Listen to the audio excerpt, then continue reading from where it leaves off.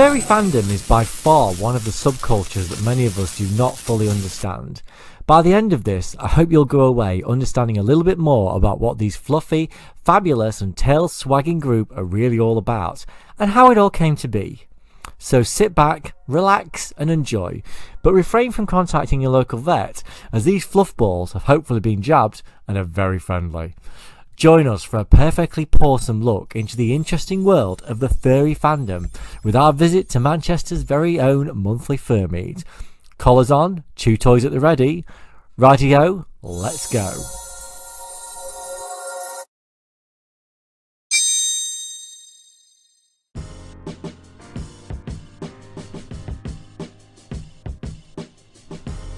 And here are some examples of anthropomorphic characters from various forms of media over the years.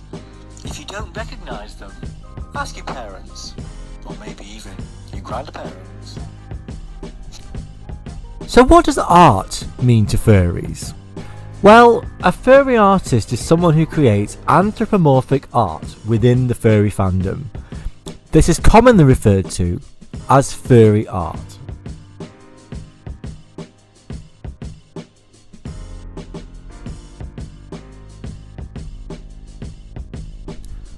And the furries tend to have a soft spot for their non-humane furry friends. Yes, furries are often known to make generous donations to animal charities. In fact, in 2019, it's estimated that over $1 million was raised for charities in the US alone. Check out the Thabo Meerkat's Furry Charity Index video on YouTube for more information. Glorious sunshine, wind, rain, snow or blow, you can't keep these furries away from the Manchester monthly Furmeet. People in the furry fandom feel a sense of acceptance within the furry community, which they may not feel in day-to-day life. They attend each month and feel like they can be themselves and act in any way they want, and nobody will judge them. Sadly, the furry fandom is often a source of ridicule. This can be seen on an episode of CSI Crime Scene Investigation, in which the furry fandom is viewed very negatively. It certainly is true that a large portion of the furry fandom fit into the LGBTQ+ community. And in the Midwest Fur Fest in 2022, there were 13,641 attendees. So is it a disorder? Absolutely not. Being a furry is not a mental health disorder or any form of mental illness. Furries generally live normal day-to-day lives outside of the fandom. The furry fandom merely helps people express themselves and develop artistic skills and a great ability to network, make friends, and sometimes even find the one they love.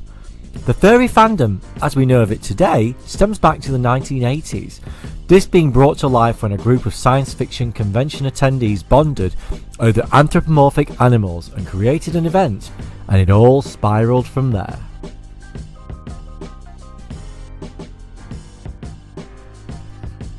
Being a furry is all about self-expression and the artistic liberty of having an alter ego. While being innocent and fun, it does have a sexual element, but more so it's about being empowered to see yourself in a way that you imagine yourself or your created character in an anthro world.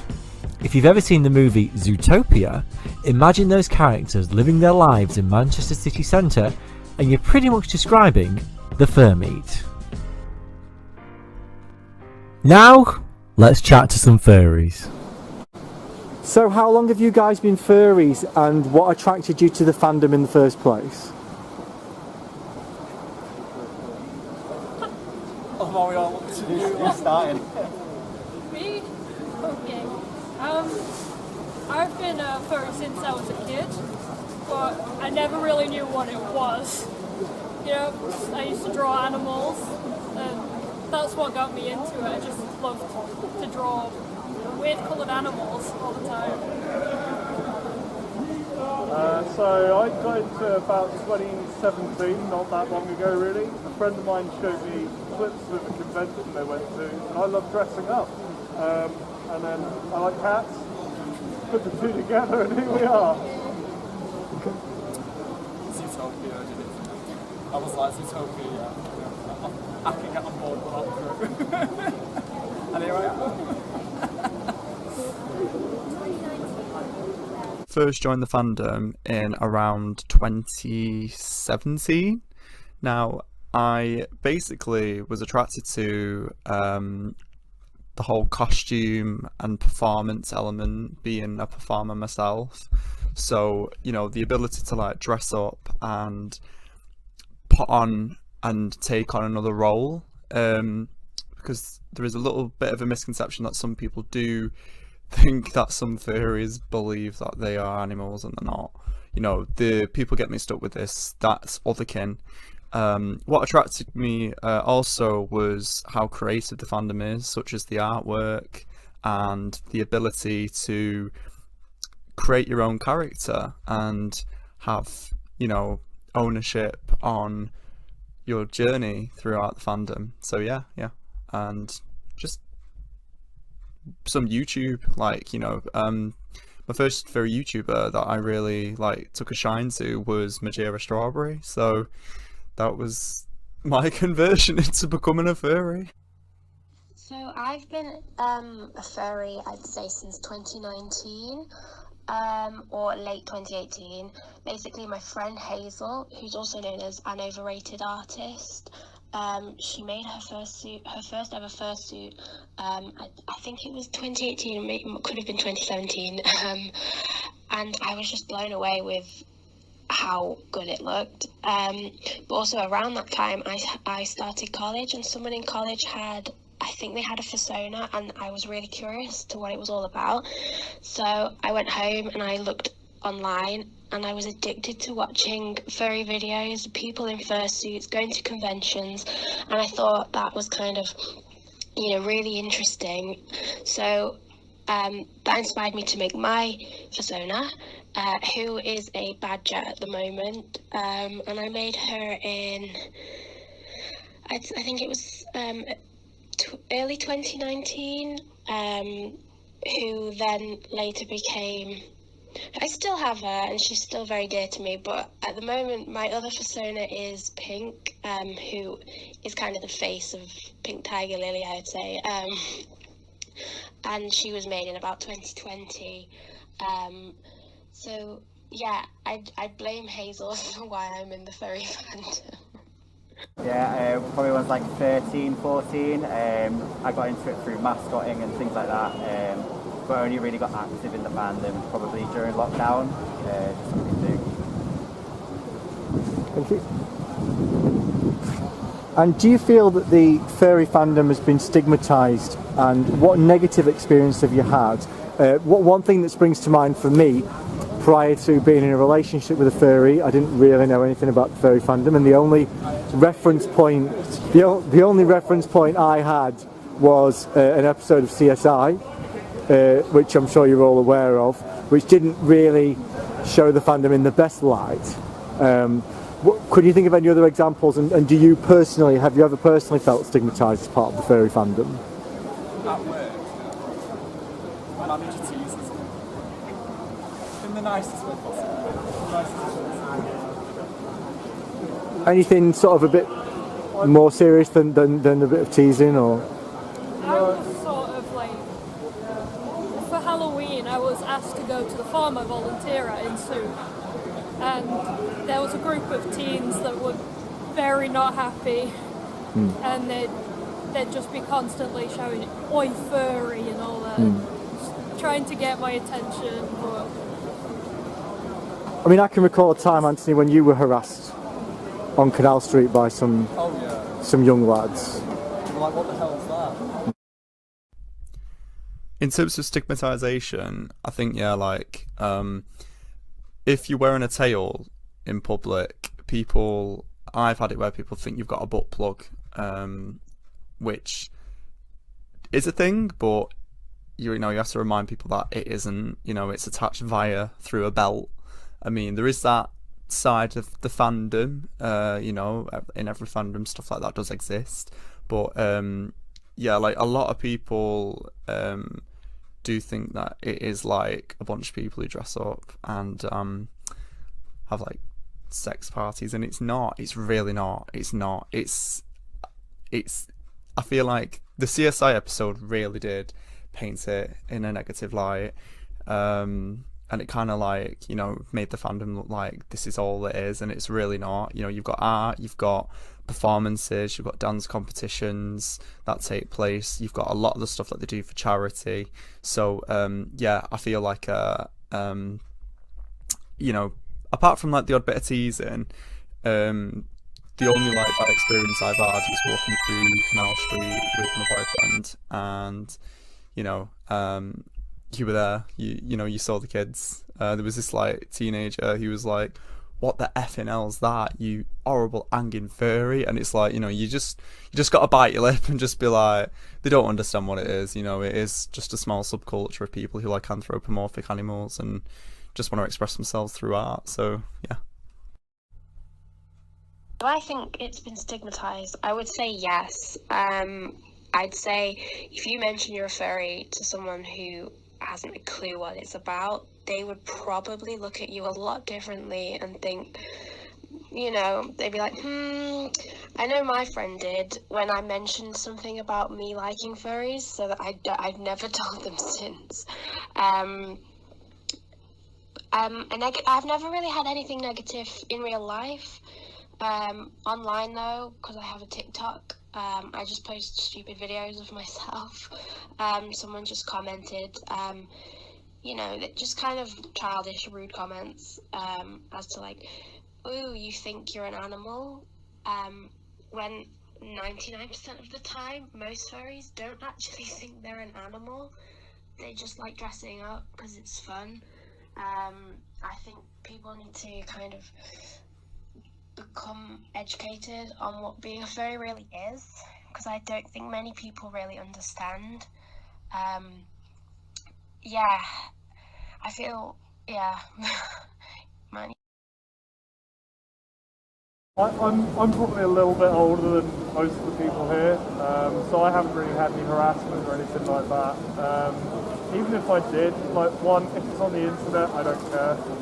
I can disassociate from that, just switch it off, go somewhere else, do whatever. If it's in person, I think the only thing I've had is somebody like pulling at my tail. That's it. You can deal with that pretty easily. You can either just take your head off, turn around and tell them not to, or just, I don't know, just turn around and intimidate them. Am I right in saying, I know there's a couple of you here, the ones who are currently wearing your fursuits, who are a little bit less open about being a furry than the others are in terms of... why is that? What makes you feel that way? I mean, for me, it's more, I come from a sporting background, so I try and split the two groups a bit, because if they cross over, it could have like a negative impact on that sort of aspect, on my performance, and sort of how other teams perceive me. But when it's like here, it's alright, because everyone's in the same boat, so I kind of like to separate it a bit. But then I've got a new job as well, but maybe in the future I'll be a bit more open about it. For now, I like to keep it separate. Alright, thank you guys. And why do you feel that artwork is such a big part of the community? Now we've got a couple of artists actually within the group. I also feel art's important for people who maybe can't afford a fursuit or can't afford to go to conventions and things, as they can, you know, post about their characters online, and people can still know that they're in the community without having a suit, as they can see all the different kind of art that's been made of that particular character. Spend all your money on asses. Oh yeah. Yeah. Have you got any artwork for them yet? I don't really have that much artwork done. For me, this is just a character, so with saying like, oh, I don't expose myself, when I get in the character, I stay in the character. I take the head off, that is not a good look. besides this looks better than what's underneath anyway. So yeah, I appreciate all the artwork. I can see time and effort that goes into it and everything. I just haven't invested in that part of it because it's more for me performance of this than it is anything else. Anything from yourself? I know you're a bit of an artist. Yeah, I love to be able to just create and design as many like characters I can connect with as possible. Like, I find it hard to connect with myself sometimes because I don't feel like I look how I feel on the inside. But this is definitely a way to get over that. Okay. All right. Why is art so important? Well, it's a way to express yourself and see yourself in a way that you might not be able to be physically, such as like, I know my character on the odd occasion has had muscles in the past, and looking at me, I don't have any muscles. I don't have like a massive set of teeth and a snout because I'm human. But being like able to open your mind and create a character that is you but on another level is a nice way of the escapism element to the fandom. And I feel like one thing that I'm really passionate about, sometimes it's every month when I do get paid, but on the other occasion I love treating myself to like getting artwork done by different artists that I follow on Instagram, because my room is absolutely covered in like furry artwork, and it's just a nice way to say thank you and honour the fandom and the whole messaging behind expression, and finding new artists to help support really, and help other artists find each other, and the potential of a networking for like a comic project or something.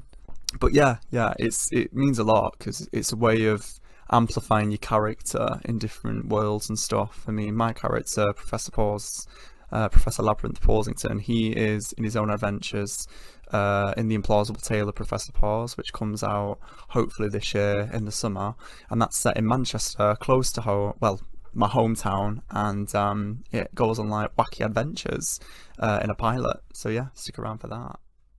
So does not having a fursuit restrict you from being a furry, and what are your thoughts on people who attend the furry conventions who don't have fursuits? Is that a barrier at all? I normally just pull the police.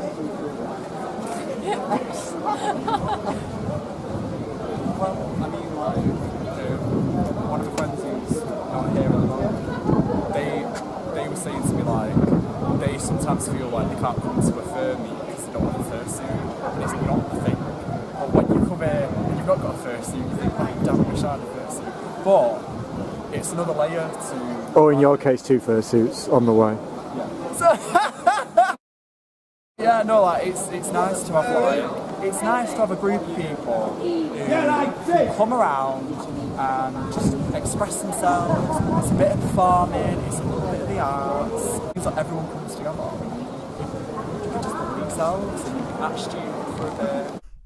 So one of my friends who couldn't be here today, Tails001, wonderful prosthetic and makeup artist, he said to me the other day, he's going to come, but he was like, oh, are you sure I'm allowed to go because I don't have a fursuit? Now, straight away, this is like, something that's stuck when you don't have a fursuit, because I used to attend like 2 or 3 meets, and then being at uni and doing like creative performance, it takes a while for you to really think about what your character is going to look like, and getting artwork done before you end up getting your character made is a good way of knowing where you stand with that.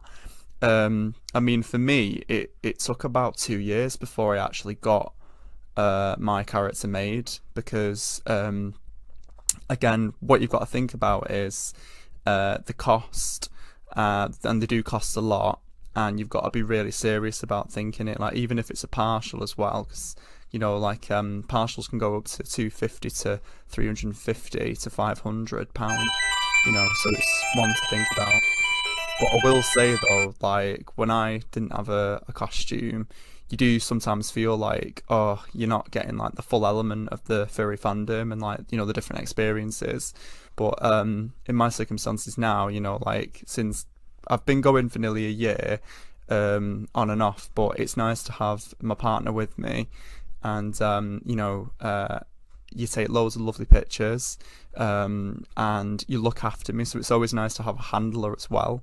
So it like becoming a handler to start off with gives someone like an idea of what to think about and what to consider becoming a furry. So yeah, I'd say it doesn't restrict you in any way possible. You know, you there's loads of artists, suit makers, music producers in the fandom who don't even have a fursuit yet.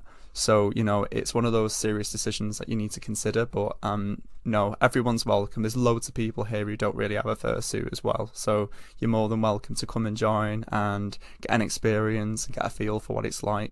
Any conventions that you would recommend?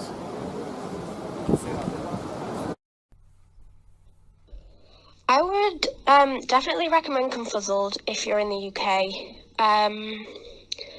I went to Confuzzled for the first time last year and I don't stop thinking about it.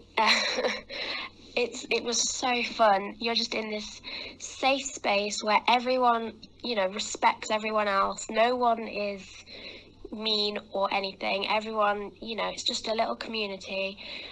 There's fun activities, there's dance comp. I highly recommend if anyone goes to Confuzzled to watch that dance comp because it is so amazing and everyone is so talented. There's also a dealer's den where there's lots of like small makers, small businesses selling their things, and a little charity. There's always a charity each year, which is just really nice. But I would recommend going to Confuzzled. I'm also going next year, so if anyone is going to Confuzzled, then say hi to me because I'll be there. So in terms of conventions, I've not really been to any of the furry ones, but I would recommend Confuzzled because I am planning on going there next year.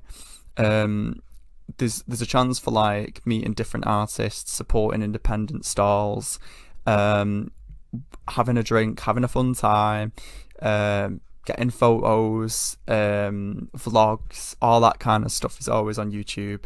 And my friends here said like they've been and they've really enjoyed their experiences there. I know some said they're going back next year.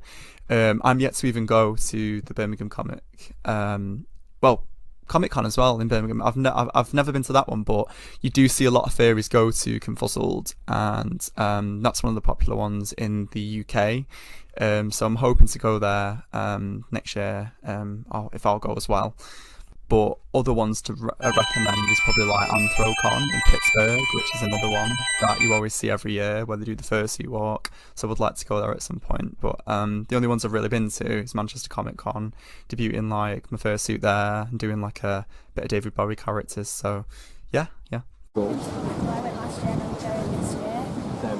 Yeah, it's really, really good. It's just like a safe space where everyone can just be themselves. I'm just looking forward to getting absolutely hammered. Yeah, that's another thing. I've not been yet, but after Vegas, next year maybe we're going. I've not been to any yet, but Confuzzled this year is the first one. Confuzzled's going to be my first as well. Okay, thank you very much, guys. Thank you for your time. And here we have Charlotte and Jess. These are actually daughter and niece of Hazel Gartside and Catherine Hughes, who featured on Anthony's Parody's Christmas special and other episodes as guest stars. Now, these guys aren't furries themselves, but they do have a brother who's a furry and an aunt and mum who are very supportive of the furry fandom. So, if you could talk on your brother's behalf, because I know your brother struggles with autism and anxiety, doesn't he? And he wouldn't be comfortable being filmed by us. If you could just tell us a bit about how long has your brother been a furry and what do you think attracted him to the fandom? So Fabian's been a furry for about 5 years now, I'd say. It took him about a year of being into the fandom before he actually created a persona and made his first suit. I think what attracted him to it is that he could then create this fantastic character of who he could become that was somebody different to himself. And the community is so nice as well and welcoming, and I think that was just a very big factor for him to encourage him coming into build his confidence a lot of Do you feel that sort of in a way, for people who suffer with anxiety and struggle socially, do you think it's easier for them to put a persona on than it is to talk as their real selves? 100%. I know people here who, outside of them being in their fursuit, wouldn't say hello to anybody, and then you see them running around, as soon as that people, fursuit is on, talking away. It's like they become a whole new person, and it just builds this confidence inside them, which is absolutely lovely. Okay. Do you feel that your brothers experienced any stigmatisation from from being a furry? I don't think necessarily. I wouldn't say we've ever had anything negative. Like, I think when he first came out as being a furry and was like, this is what I like, this is who I am, us as a family were very supportive anyway, so we were just like, great, whatever you like to do. When it then started going into more like external family, cousins, aunties, uncles, like he'd go and he'd take his fursuit, or if they came to us, he'd have his fursuit on. It took them a bit of time to kind of understand, because they I feel like there was a lot of questions because no one knew what it was. I had no idea what it was until Fabian brought it to me. No, and sometimes they only had like the knowledge from what they'd heard from mainstream media, which isn't necessarily always positive, but once educated and then they got that new information, they were very much more open to it and understanding. Okay, thank you. And why do you think artwork is such a big part of the community?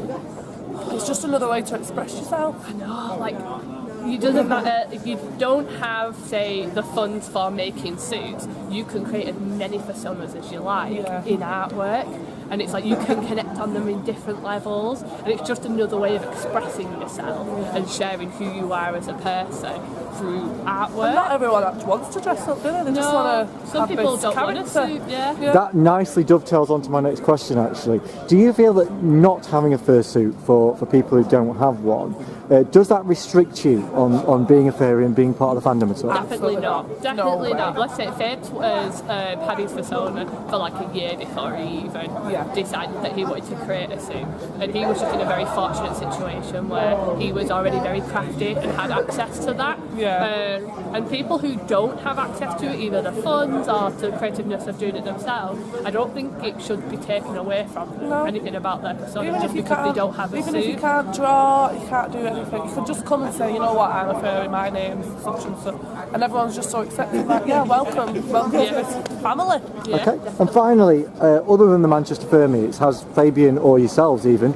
been to any other Fur Meets or conventions that you'd recommend? We have. So we took Fabian to his first ever Confuzzled last year, which was super exciting. So I went and dropped him off and picked him up as well.